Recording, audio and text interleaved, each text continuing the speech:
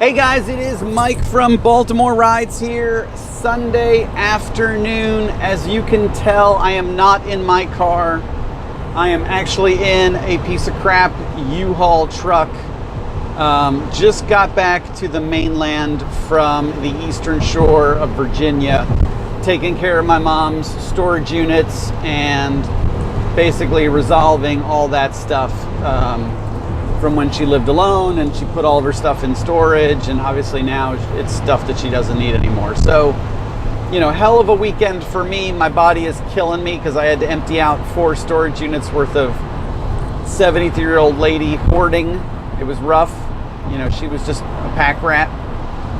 That's a nice way of saying it. It was rough. But I'm glad to know that a lot of you guys have been out on the road. Some of you guys have been sending me messages, and you know, the weather has been great here on the mainland. It was a little bit chilly on the eastern shore, but I'm glad to know that you guys have been driving, and it sounds like it's been a pretty productive weekend.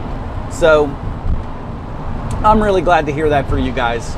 I will be on the road tomorrow for sure, because I've got to obviously make some money, because this trip cost me a bunch between renting this U-Haul and driving it the ridiculous amount of miles to where she lived and had her storage units, etc., etc. So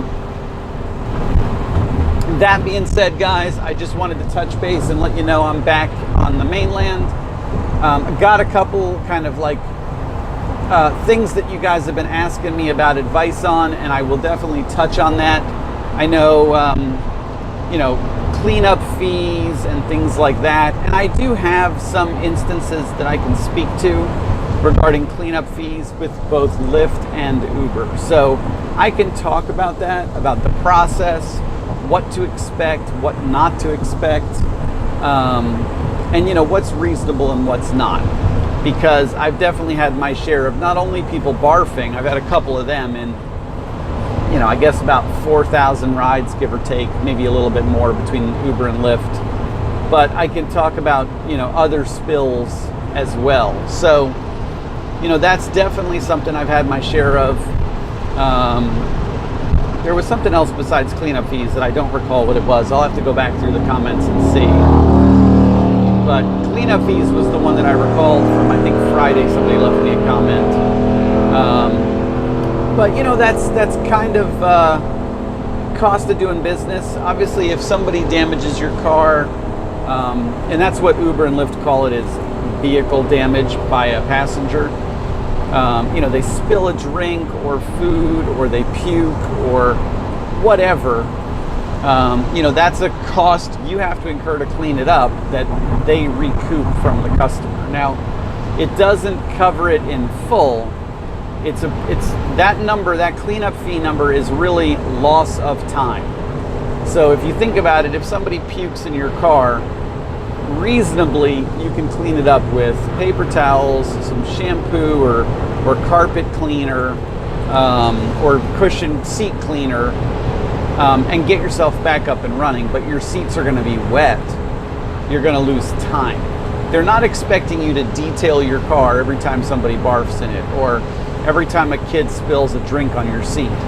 That's not what that's about. It's not about detailing your car professionally. It's about, wipe it up, clean it up, and then get back on the road. But the amount of time you're going to lose while you have a wet seat is really the issue. Now, if your car is physically damaged, a customer takes a razor blade to your cushions or something like that, that's going to be an insurance claim.